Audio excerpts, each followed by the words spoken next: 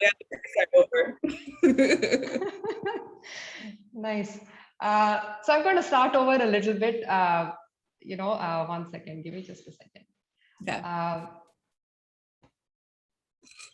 Ashley, I just want to say, thank you so much for this opportunity to work with you. And it's your pleasing demeanor and the personality that made it so easy for me to work with you.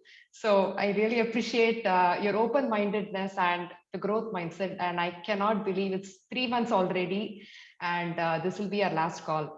I wanted to ask you, we wear different hats, and this engagement was kind of different for me. As I mentioned to you, I was a little nervous taking you on as a mentee, and it's because Coach Tom recommended. I said, okay, let me just give this a try. But after the first call, I felt so comfortable because it was almost about sharing best practices with you, and even though it was about two coaches talking to each other, I also had to think differently as your coach and make it very client centric. So I wanted to ask you if you have anything to share about our experience working together. Yeah, I mean, you definitely hit the nail on the head with that. Because that's what I was ideally looking for was best practices. Because as I'm currently in the P&L2 course, I love it, but I'm like, I wish it was like when you start a new job and you have to shadow someone and you have like that person that you can go to and ask questions, and it's a safe, non-judgmental space where you feel comfortable.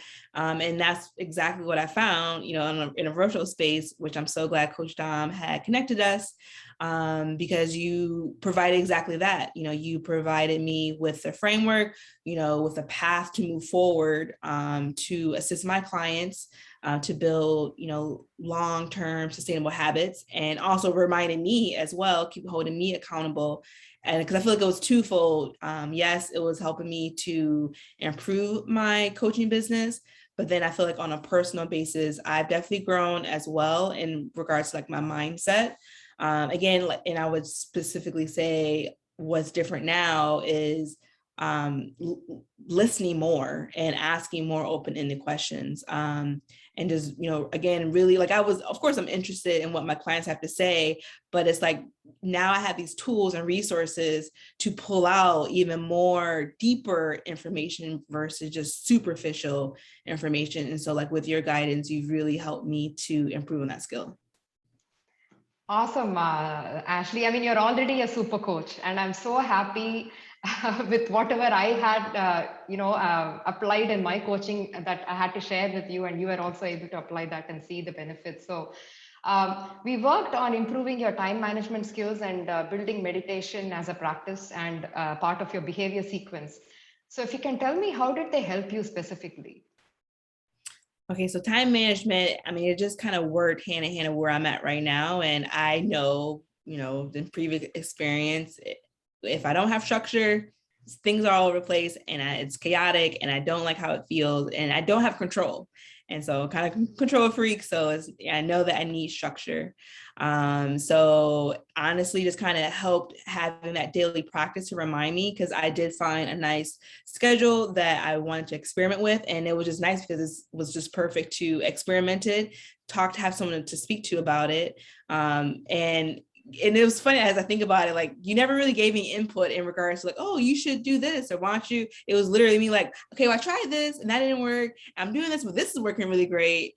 And again, like, it was just having like that sounding board, and just someone to know, like, you're holding me accountable to getting this practice done. And even if I don't do it, like, explain like why didn't I do it? Because there were some days I did rate myself as a 3. There are some days where I just said 1, I didn't get a chance to do it. But I'm really proud of my progress in the last 3 months, because I have been really consistent, because I chose something that was real to me. And my practice of meditation, that's something that's it's like automatic to me. But again, like, I liked having that reminder. It's been nice to like meditate and then know, like, I log right in, I write my affirmations, and then that's just my morning routine. Like that was like me habit stacking, because I already have my phone in front of me.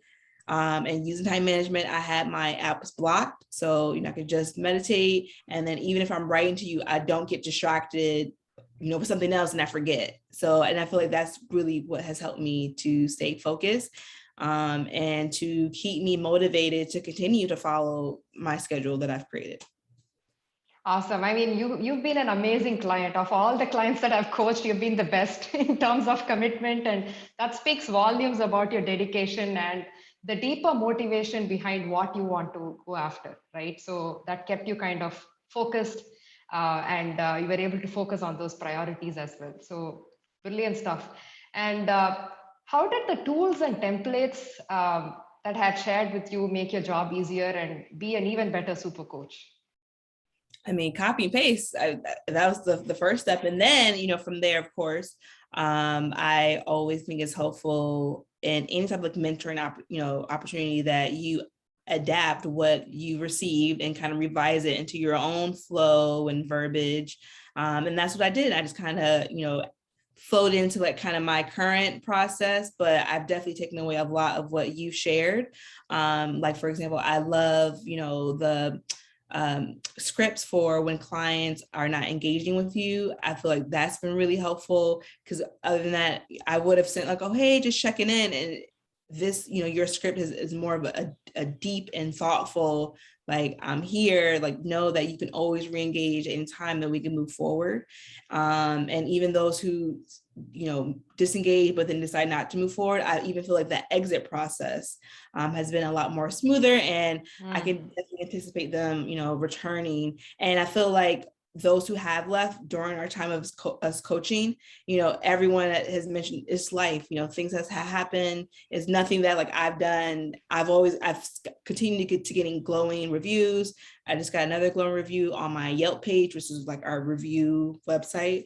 And yeah, so I really do feel like, you've provided me with some awesome tools.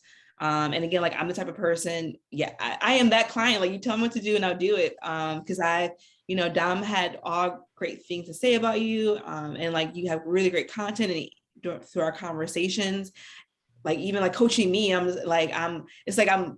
listening, like it's like a copy of me is over here, like watching us having the conversation. It's just really cool to, hear from your perspective how you coach clients. And yeah, just honest, I just feel like it's been extremely helpful. Thank you, Ashley, for sharing that feedback. Specifically about the weekly winning report, let us talk about that. And if you can share with me your feedback on how it has helped you as well as your clients.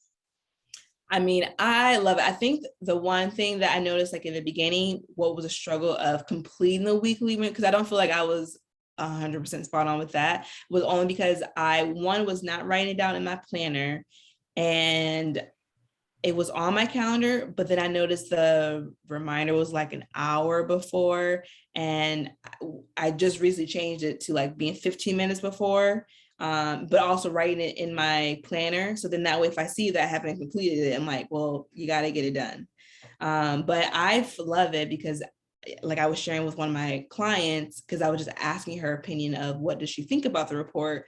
Her initial response was like, well, I mean, I don't think it makes that big of a difference. And then so I just kind of start sharing, like, from my perspective, I found it helpful because now I'm able to look back in the previous week, which I typically kind of open my planner to the previous week, kind of take a look at like what I've completed, and I make my notes, and then things will kind of like pop out to me. And again, it's like gives me like that boost of like, wow, like, you had a lot of wins from last week, or okay, these are some of your challenges. And okay, this is how you can move forward. And so it was, again, like, I love that it was like a constant being present, troubleshooting, rinse and repeat. And it was quick and it was simple. And then I love adopting that to use that with my own clients, because again, I feel like instead of waiting every 2-3 weeks for us to talk, over via Zoom, now I'm checking in on a weekly basis, and I can pull in more information. So now I have their identity, their values, their priorities. I can like really amp them up, and a lot of positive feedback, and highlight their superpowers, along with, okay, addressing their challenges, but then putting them in the seat as a coach and having them to resolve their problem. Wow. So the weekly winning report has given you a lot more information to play around with, to understand the client deeper, and also brings a lot of structure to the call rather than going all over the place. You know exactly what you want to ask and what you want to address with the client. And how has that helped your clients progress even better from before? I think it keeps them focused on what they need to focus on, because there's just so much going on. Life is just happening. And I feel like it gives them a good reminder of, oh, okay, I did mention that, I've been feeling really stressed and my energy has been actually pretty low, when maybe had we not spoke about that in our next call, and I was like, oh, how do you feel about your progress? And they just kind of like, oh, I think it's okay. Whereas now we're like getting to the nitty gritty, and again, getting deeper. And again, we're talking about on a deep health. And I will follow up to also say my own interpretation of incorporating the weekly report, sending the follow-up videos, video calls has been huge. They love it. And it's nice for me again to address and to show that I'm really listening and reading what they wrote. And I'm glad, because I feel like typically if I did send out forms like that, I would read it, but I wouldn't really like follow up with it. And so like I think it works. So it's a win-win. And so it just keeps, and that way I can have notes, and that way I can follow with them like, okay, well, I know you mentioned that you were sleeping 4 hours a night. How is your sleep going now? So that way I can kind of touch base on where they're at. That's amazing. The video follow-up video is a great, strategy, and your clients also understand you're listening. You're getting a little deeper, making it very client-centric, and it makes them feel good, and for you as well, as a coach. So brilliant work there. Thanks for that feedback, Ashley. I would like to ask your feedback about me as your coach. What would you like to say? I mean, you're amazing. You're phenomenal. I can't ask for a better coach. I'm just so glad. This is why I love just putting it out there and asking. Because I learn best by being in an environment like in a one-on-one or like in a classroom setting, but like I want to like be able to speak with someone. And I love that you've really kind of addressed all areas of how I like to learn, with visuals, with scripts, with role playing. It's been really helpful for me to understand. And again, you create such a safe and empowering environment. I haven't had any issues to kind of share with you anything that's going on. Like I feel very open to connect with you. You made me feel very comfortable. When any question that I have, you answer it right away and in detail, which has been super helpful. Gosh, I can't think of enough glowing things to say about you, because you really just, again, I really feel like you helped to create a path of way for me to move forward with my coaching business. And I was share with you on our last call, this is a game changer, and I could definitely see you growing this mentorship, in groups, and, making this a big ticket, because you have some amazing gems. Ooh, thank you so much. So Ashley, I wanted to ask you, I missed asking you before, which is navigating difficult clients and difficult scenarios. How has our coaching helped you do that? I would definitely say more so, again, using open-ended questions, a lot of reflective questions, doing our role play. That was really helpful.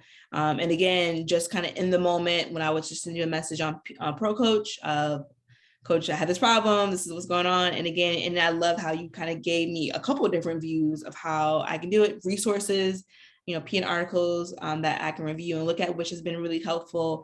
And again, that's really helped me to, as I'm being more organized, I'm adding these articles to my own resources to reuse. So it's been really helpful to help me navigate tough conversations. And also to, again, change my mindset about like it being tough. We're just having a conversation. I'm not, doing brain surgery here, not doing anything crazy. We're just having a conversation, and I'm coming from a pure place where I genuinely want to help my people to become better. Wow, you summed it up so beautifully, Ashley. Absolutely. The point here is to just connect deeply, with a curious mindset, with the intention to learn a little bit more about that person and the challenges and how we can collaborate and help as a team and help them cross the finish line. Exactly. Brilliant stuff. Lastly, if you have any feedback for me on how I can improve my services and my coaching, Ashley. I just want you to keep going. I don't want you to stop yourself, because I mean, when you were like, oh, I'm a little nervous, like, what? You have this, you're amazing, like you're natural. And so I just, my only feedback to you is just to keep going. I want you to make this huge. I want you again to make have more one-on-one mentees or group mentorship programs, or make it like on a yearly basis or semi-annual, because you have some amazing best practices to share. And I'm just so lucky that I got to your beta mentee. So I'm very lucky to have you as my mentee as well, Ashley. I never expected this would come at a point in my life right now.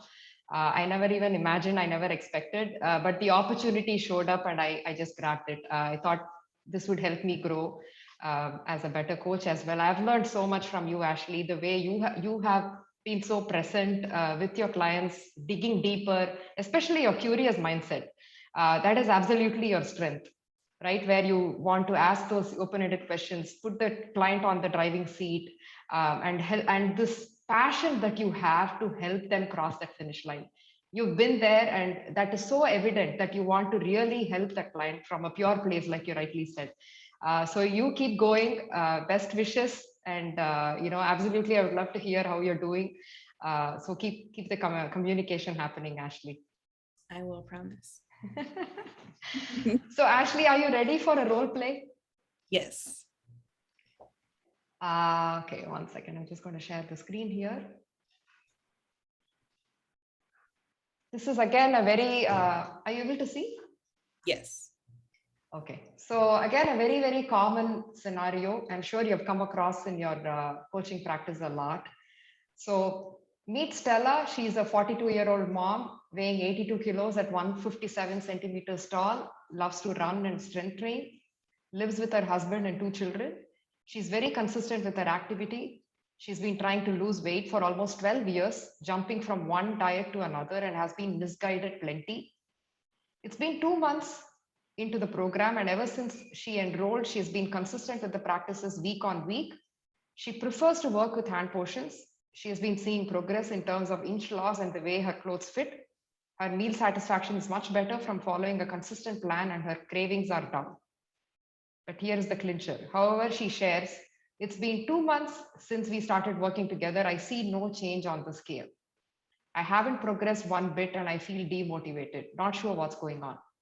So today is her check-in call. How would you soothe her emotions as well as help her see her progress?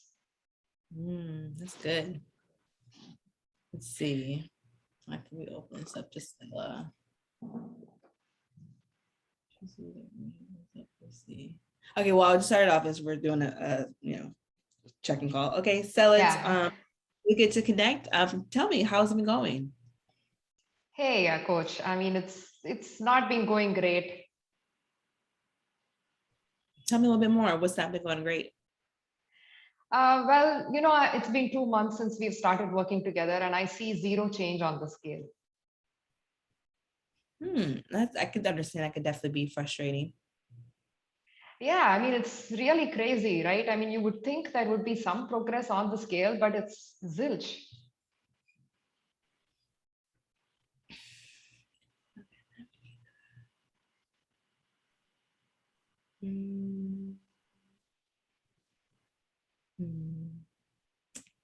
Because I just I'm trying to put myself how would I navigate, because I don't want to tell the person. Let's see. I guess, okay, one clue. How would you pivot that kind of to the next? What would be your transition? So empathy, how would you show a little bit more empathy and, because you start with that connection and that empathy. Oh, okay. So, following that framework. Okay, got it. Okay. Well, it sounds like to me, so it sounds like you're very frustrated that you haven't been able to see any progress despite that it's been 2 months. Yeah, I don't know what's going wrong. If this is something wrong with me, I don't know what mistakes I've been doing. Well, I know, for one, you're a very consistent person, from what, in working with you in the last 2 months. And I know like you've been extremely consistent with your practices, which I definitely commend you on, despite having a very busy life, because you have your husband and your kids. Um, Tell me a little bit more, how has working with hand person been working for you? Yeah, so I mean, consistency wise, I've been very committed. You're right in saying that I've been keeping up with my running and my strength training, and my meals are also on track. As far as my hand portions, they're working well. I mean, I definitely feel satisfied with my meals. Mm. Okay, and then let's try to think. You did a good job there, Ashley, by recognizing her bright spots, right? So kind of empathized and then started showing her strengths. So and then you saw how the conversation pivoted, like the client started recognizing her own strengths, right? So you did a good job there. Because as I'm trying to recall from like my calls earlier, because I remember I did do that, and then because I had like their sheet pulled up of their identity, priority, and values, like that has been really helpful. And so like I kind of pull that out, and they're like, oh yeah, well, okay, so let's see. Well, so since I know you've been, really, really great at being consistent with your practices, as you mentioning, you are seeing some good progress with hand portion. Can you tell me like what exactly has been working really well for you as far as staying consistent? Mm, well, the meal satisfaction is good. I can see my cravings are down. I mean, I used to want to eat something at 11 o'clock and 4 o'clock. Now I see I'm not reaching out to anything anymore. Hmm. Can you tell me a little bit, maybe your last meal? How did you feel before, during, and after? Um, so my last meal was lunch, and I remember I was quite hungry, and I sat down to eat. I made sure I had a balanced meal with protein, vegetables, and carbs. I sat and ate mindfully, and if I remember right, I think I did stop before I felt full. So I mean, it's been going great as far as meals are concerned. Hmm. And then how would you say you would describe a meal before we started working together? Good question. So, yeah, before we started working together, I don't think my meals were as balanced. I would focus more on carbs. There was not much protein and vegetables in the meal. So, definitely there's been some change there. Okay. And can you tell me a little bit more how your energy and overall mood has been? Energy levels are pretty good. I mean, I've been able to complete my 10K and not feel fatigued or tired after. I used to feel very fatigued and tired, or like I want to take a nap. But now that you mention it, it's been a long time since I had a nap. So actually, the energy levels are better. Okay, that's really good. That's really good to hear, especially because I know that you love to run and strength train. So I'm glad that you're able to keep up with your energy, and overall have better meal satisfaction. Mhm. Trying to think of how next to pivot. So you want to help her see progress. So in terms of you have the clue there, right? So in terms of inch loss and the way her clothes fit, she has been seeing change. So you want to kind of bring that up and say like um, the scale change, something to address the scale change versus the inch loss. Okay. Okay, so can you tell me a little bit more? How are okay? So, can you tell me a little bit more? Like, how are your clothes fitting? I remember I actually wore a dress from 2 months ago, and I see that it's actually fitting me better. I mean, I never expected it, but they are fitting me better. Hmm.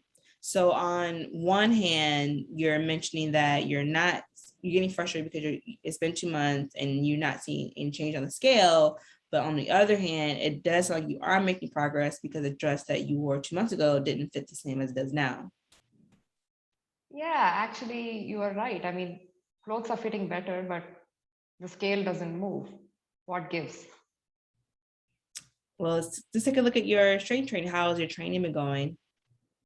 Um, well, I have been improving in the weights that I've been lifting, so I know I'm getting stronger in the last 2 months. Okay. Well, research does show that it does take about 6 to 10 weeks, especially for beginners. I'm just going to assume that you're a beginner, to improve their neuromuscular skills before they actually, before hypertrophy occurs. So being that it's 2 months, we're kind of still in that frame, framework, the Timeline, time frame, time frame of, we're in the beginning stages. So, and I know, as you know, consistency is really important, because I know that you've really been focusing on losing weight for the last 12 years, but already you've been extremely consistent following hand portions, which sounds like it's been working pretty well for you. Yeah, hand portions are working pretty well. And thank you, coach, for sharing that. It's going to take a little while for me to build that strength and see a little bit change in my body composition. But right now, do you feel like the progress that I've seen so far is in line with what you expect? Definitely. From what you had mentioned, you're seeing progress in terms of, inch loss, your clothes are fitting better, your meal satisfaction is much better, versus before, where you're mentioning, you didn't feel as hungry. Like you mentioned, your cravings are down. So these are definitely key things that we want to see. And it sounds like, before, you were constantly trying to lose weight and jumping from one diet to the next, feeling misguided, whereas now you have a structured template and you spit it off like so easy, like how to build a balanced plate meal. And so it sounds like that sets you up for success, whether you're eating at home or out socially. Whoa, Ashley, you killed it. Seriously, I mean, you pulled off so much information. I just gave the scenario to you, and it's nice how you kind of integrated all of the information and put it back onto the client. Brilliant stuff. So how did this help you? So what's been helpful, because PN has so many great resources, but I feel like it's so easy to get lost. And so I found, what was it called? Effective Coach Talk, I believe it was the article. And it talked about change talk and how to validate, affirm, listen for the change talk, drive the wedge into that change talk, wait again, kind of like as you were mentioning. And I feel like, again, the scripts that you provided, the questions to kind of explore, speculate, doing well, on one hand, you're saying this, that was a good one. So it's been and I feel like literally today I was like, okay, this is becoming a little bit more smoother, a little bit okay. Good stuff. You rocked it. Yeah. So Ashley, I did provide a few more scenarios. I don't know if you got a chance to look at it. One was about addressing cravings.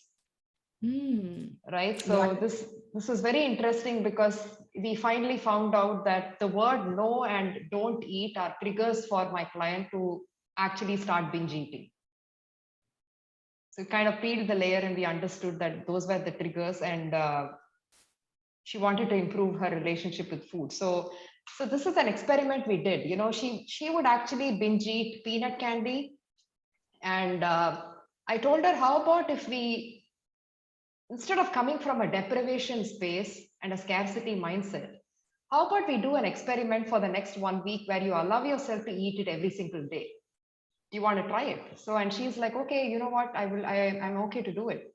And 2-3 days into the experiment, she realized that she didn't need it any longer. She lost that urge to have it every day because she realized she was quite satiated first for allowing herself to eat it.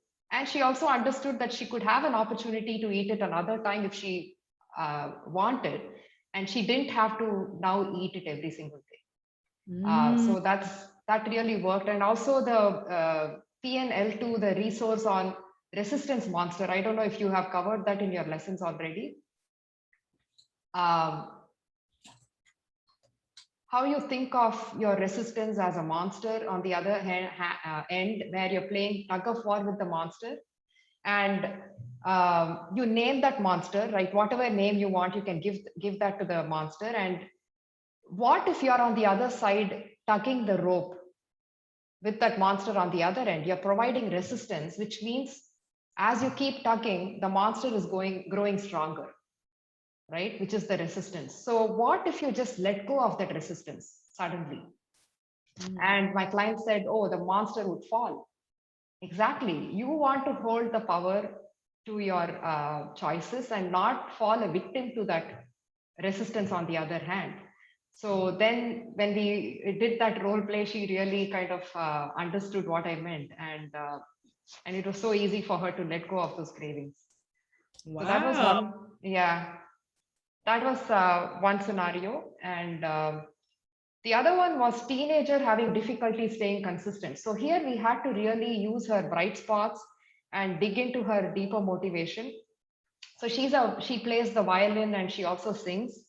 And we kind of, I asked her, like, who's your role model for health and fitness? And she said, it's my mom. And she eats only when she's hungry. She knows to say no sometimes to even the most tempting of snacks. And I said, very nice that you actually paid attention to your mom's behaviors. And what else is your deepest motivation beyond fitting into a certain pant size or losing weight? And so she says, I want to be healthy and I want to be fit to give performances and I want to be an orthopedician. And if I wasn't fit and healthy, it would go against what I want to be. So I reflected back to her saying, oh, those are amazing aspirations. What thoughts do you get when you're sitting down to eat? She says, I have conflicting thoughts, like eat more rice or eat vegetables. And I always eat more rice and I don't know, and I know I want to eat veggies. So then I reflected back to her saying, you find yourself at crossroads about what path to take, and you know what path to take, but find it difficult to happen. Is that correct? So she says, yes, maybe I will pause to think about what I should do to help with my music passion and my long-term health and aspiration of becoming a doctor. So basically having her think about what she wants to do and what choice she wants to take. And that's how the conversation ended. Okay. Wow. This was a very interesting scenario, Ashley. My client wanted to do keto. And I actually posted it on the PN group and got so much flack about the process that I followed. Yeah. So the client says, I want to try keto for a month. What's your opinion? She asked me, right? So I said, sure, I would like to understand the thought process behind it. So she says, well, I tried it once and I lost a crazy amount of weight. I didn't know how to moderate my carbs once I hit the gym and I needed carbs. So right now my activity level is too low with the lockdown. And I thought I would utilize this time to try it again. So I said, great, thanks for sharing. We can give this a shot again and see how we can help you adjust your diet to support your activity levels when they do increase. Does that sound good? And she says, yes, I'm also reading up a lot of resources on it and excited to start again. And then I ended the conversation with, that's really nice. You're taking the time to do your research, shows your commitment towards your goals. Happy to support you with whatever you want to do. So basically here I was being client-centric completely. Right? You don't want to go or push against the resistance, right? I mean, you want to actually go with your client, have them try it out because it's their body, it's their journey. You're not calling out your opinion and thrusting your thoughts on them. If this is what they want to try, so be it. You be the support and help them out with trying that out. And sure enough, Ashley, you will not believe, 3 days into keto, she backtracked and she said, hey, this is not working out. See, right? I mean, But to me, as a coach, I was there completely. I was present with her. I was giving her all the support she needed. To do keto was her decision. To drop out of keto was again her decision. I had no role to play in that. Mm-hmm. So, so that's how we want to be, right, with our clients. The other scenario was reverse psychology, exactly what you did the other day with that resistance with biking, right? Mm-hmm. So my client's goal was better movement. And hey, I see that you've been able to get to 4,000 steps on one of the days. Just curious, how did you make it happen? And she says, oh, I walked to the grocery store that day. And oh, wow, there is no way you'll be able to do that every day. So that's reverse psychology and exaggeration, right? And she says, oh, no, it's actually not too bad. I've done it before. I can bring it back in as a habit. I have a really nice warm coat I can use. Great. How many times a week you think you can do that? What's your confidence score? On a scale of 1 to 10, and the case was closed.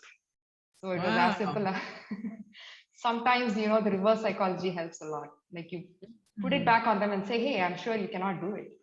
And their ego gets hurt, right?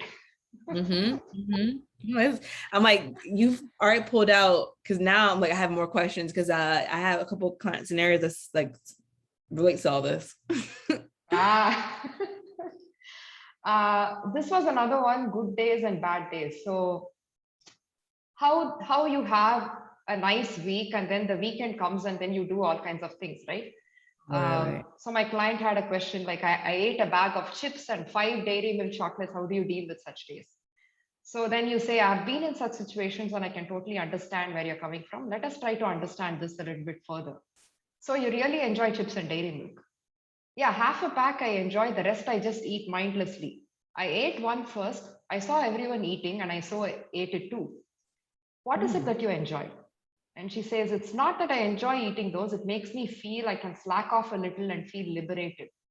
I used to be very disciplined and it actually feels good when I'm disciplined, but sometimes I feel rebellious, like I want to give myself permission to do it. To me, freedom is being disciplined, but I know they are bad foods. So then I ask them, what makes you label it as bad? Because it's extra calories and extra fat, and it's not going with my goals. So it's not the food that is bad, but the number of calories makes it bad. Can you explain? High calories is going against calorie deficit. So do you think you can still enjoy them and stay in a deficit? Maybe if I can have them in moderation, and that's what I struggle with. 4 to 5 days I eat in moderation, and the other days I just give it up. So every few days I go through these episodes of binge eating. What do you think will happen if you had a little bit every day on purpose, like an experiment? Maybe when you eat it, if you want more, you can just remind yourself that you can have more tomorrow. Sounds interesting. I've never done those before. So I know this is a scary experiment. You can try it for a week and it will help you learn more about yourself when you give yourself permission to eat every day. Okay, we'll definitely try. I want to have a balanced way of eating and stay consistent and not go through these episodes of binge eating 1 week and eating healthy 1 week. I hear you. When is the typical time in a day you find this happening? Usually around 4 to 5 p.m. So do you think you can plan a meal around that time so that you're not tempted to reach for something when you know it's hunger? I can have oats with fruits. Super. You can add some weight to it as we are looking to add more protein to your meals and make it wholesome, probably with some nuts and seeds too. Sounds great. How about other times I crave? I can share some strategies to put to use during those times. Would you like me to share with you? Yes. Pausing and asking yourself some questions. Am I hungry? If it's hunger, what can I eat that fills me up well? Am I sad or happy or angry? Notice and name any emotion, write it down. Paste those emotions on the fridge or microwave so you can see a pattern emerging. Or is it thirst?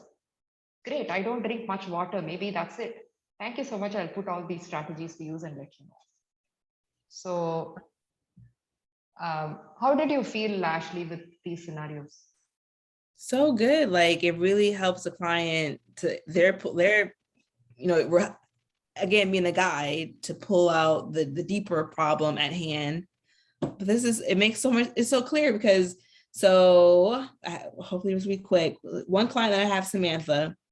So I noticed that she was tracking on MyFitnessPal, and then on a Saturday she didn't track. So I assumed maybe because she said that she wanted to practice tracking with hand portions. And so I asked her, And then she said that she practiced on Saturday, but she said that the problem is, let me see here. She tried it, but she felt so overwhelmed. So then I wrote, can you tell me what was it that felt overwhelming? She said that she was at a restaurant and she tried to add in how much sauce, butter, oil was in the food, but it also was more time consuming trying to guess using the palm measurements and also a little awkward doing it. And she said that she just needs more practice because she doesn't want to have to bring her scale with her. And then that she said that it's great being in maintenance because she thinks this is the perfect time to practice. She wrote, because I believe you have to be perfect when you're in a deficit. So I pulled out how to teach clients to hand portion. It was like one of those articles. And so I kind of explained to her like dishes that comprise of like, mixed foods can be tricky. So like I understand your frustration, especially like if you're tracking macros or calories. And so I mentioned to her like, the general goal is you want to build your balanced plate meal. And I wrote in order. And you just kind of have to simply guesstimate, but you can stick to your main rules of eating until 80% full, eating slowly, and eating foods that make you feel that will satisfy you. So then she wrote, I definitely apply those rules, except I don't always choose foods that will satisfy me. For example, popcorn, because I noticed she'll probably do like once or twice a week. She'll go to the movies. And I haven't asked her like what size popcorn or whatever. But I do know that she does it frequently. And then when that happens, her weight does go up. And then usually a few days later, she's messaging me, Ashley, so any thoughts about my weight? Even though it's like, you know what you did. So she wrote that her other fear is that if she's not counting macros, she won't eat enough food. So she may go an entire day without eating and only eat dinner. So I said, okay, regarding the popcorn, perhaps consider the next time you have some popcorn or any food that you're questioning, if it will satisfy you, ask yourself, what purpose is the food serving for me right now? Like emotional, physical. Is this the right choice for those needs and wants of this moment? And is this choice the right choice for my longer term goals? And then I wrote, correct me if I'm wrong. What I'm hearing you say is that you still don't know what your day-to-day portions look like if you were not going to track macros. And then she wrote, yes, if I weren't tracking macros, I think I wouldn't get enough proteins. So I shared with her the PN article of how to do hand portions that include like the grams. So that's 20 to 30 grams. So I said, knowing that a palm is about 20 to 30 grams of protein, how many palms would you need to eat per day based upon the amount of grams of protein that I allotted to you? And then she was like, oh, that's the missing link. She said, okay, I didn't know that a palm is 20 to 30 grams. And then she said, okay, that's slowly starting to click. So then she said it's still awkward to have to eyeball a palm size.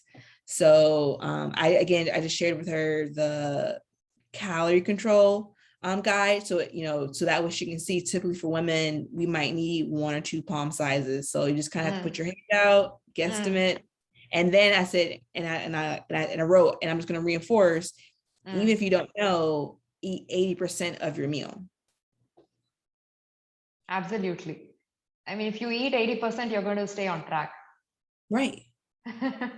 So she said that, she didn't answer my question, how many palms of protein would she have? So I asked her again. So she calculated. I'm like, okay, great. So now that you have a baseline, are you ready to give it another try this week? And then she said, I'm going to try it tomorrow. And then so she asked me, should I put it in my fitness pal or keep track of it by writing down? And so I said, well, if your goal is to move away from the numbers, like I provided her with the eating behavior worksheet.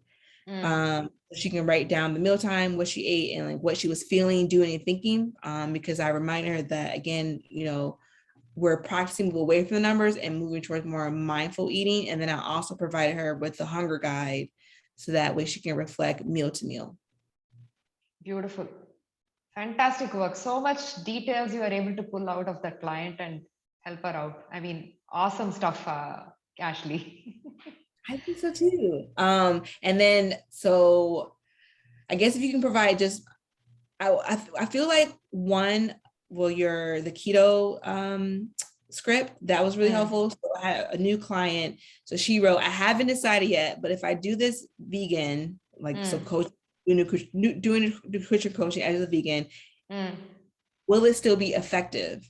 And then she wrote, I've been having a lot of digestion issues with meat and dairy, but I really liked the way you framed it. So I'm actually really excited to kind of give that a practice and implement it and see what response. Nice. Super, Ashley. So I have a couple of questions for you. So do you do your client weekly check-in? Is that a weekly check-in or a bi-weekly check-in? For nutrition? Yeah. Weekly. So every Monday, so kind of depending, so for my nutrition only clients, if they're tracking with macros, then I actually have like an Excel sheet that like I input all of their macros that they input for each day. So then because Pro Coach doesn't do that, so then that way I can see, and these clients, they use the platform called Trainerize. So I'm doing their nutrition coaching and their training program on that platform, but then Pro Coach is for like the behaviors. So I pull it out, put it in the spreadsheet, and then I send them a screenshot of what their intake is. If they have a practice on PN, then I'll also take a screenshot of their practice. And then from any notes that I've pulled out from their weekly winter report, I'll kind of like follow up with some questions to ask them. That's something recently that I've been doing. And then, because I have some clients who don't want to do the Pro Coach practice. So either they're just doing specifically just hand portions or they're doing. Okay. But the calls per se, would you do the calls like every week or every 2 weeks? Every 2 weeks. Okay. And that seems to work for both of you. Yes. Right. Awesome. And anything else you want to share? Ashley, I'll stop the recording and then we can have a quick connect. Yeah. Let's see.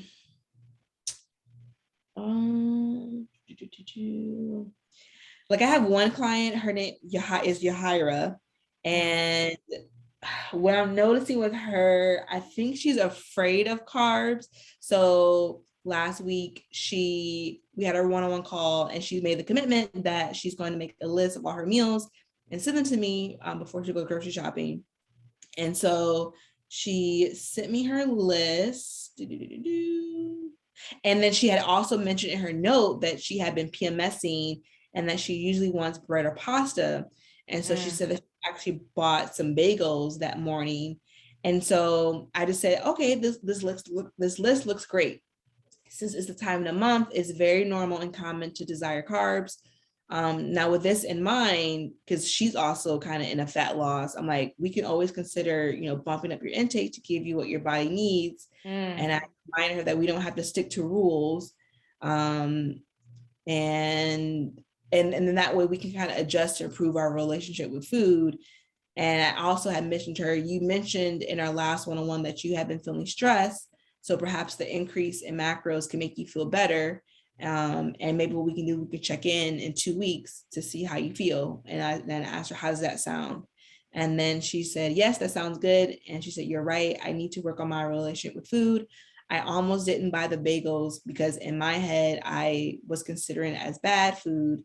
But because I'm wanting to change my mindset and not feel guilty for not being strict, I decided to buy them. And then she said, I let you know now. And then I said that, and I wrote back, I really appreciate you sharing with me. Your awareness is showing me that you're being very thoughtful and mindful about adjusting your mindset. And then I told her that her macros were updated, and I said, enjoy the extra carbs. That's a great win right there, Ashley, in towards improving her relationship with food. So, and especially carbs. So fantastic work. Ashley, so thank you so much. I really appreciate, enjoyed our conversations a lot. And I just wanted to ask you if it would be okay for me to do a post on social media about our engagement. Would that be okay? Yeah, I love that. And what do you want me to share as a picture? I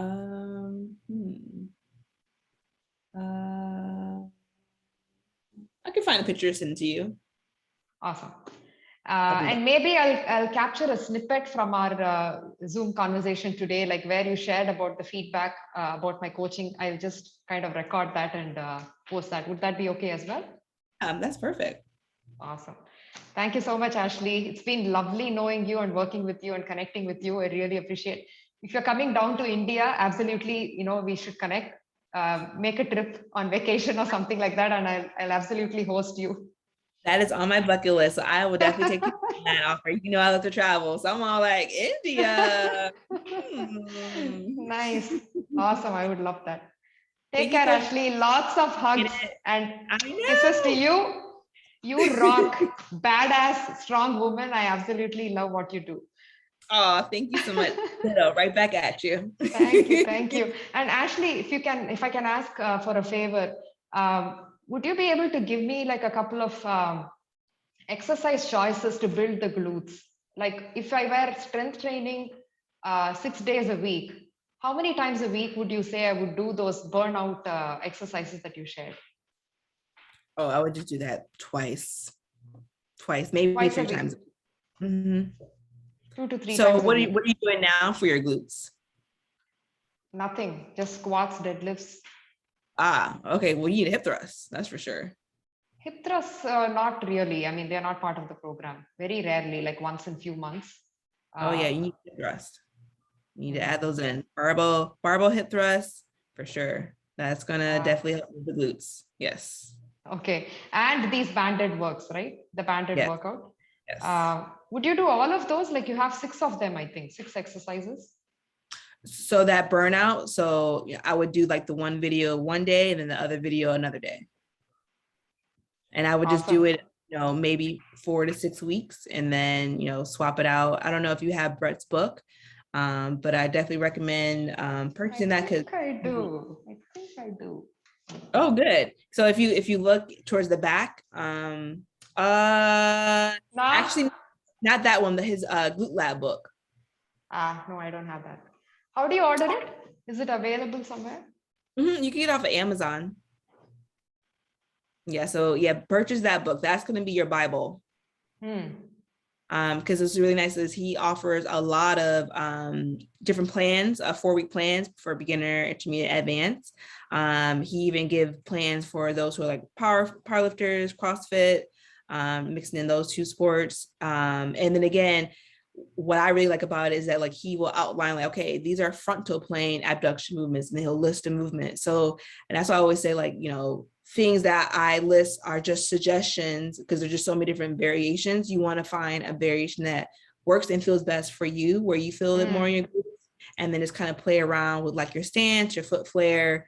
Because I always remind clients like it's not black and white. Maybe you see me with my toe turned inward because that makes me feel better so I can feel my gluteus medius better, or some people keep their foot more neutral and they'll feel more glute med that way. So I would just encourage you to kind of play around, but you do want to make sure that you are training your glutes in all 3 planes of motion.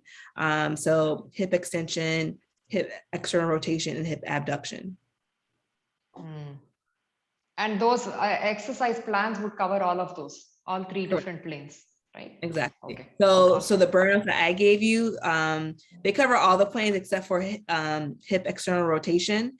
And honestly, like I don't do much hip external rotation in my own plans, but you ideally want to make sure that you're doing some type of hip extension and hip abduction. So hip abduction are going to be great for your upper glutes, and then hip extension hits both your upper and your lower glutes. And then like lunges, squats, those hit your lower glutes. And the hip extension would be the glute bridge, hip thrust. Hip thrust and a glute bridge.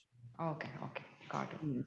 So you can definitely always get started with glute bridges. I mean, that's always like, the easier version.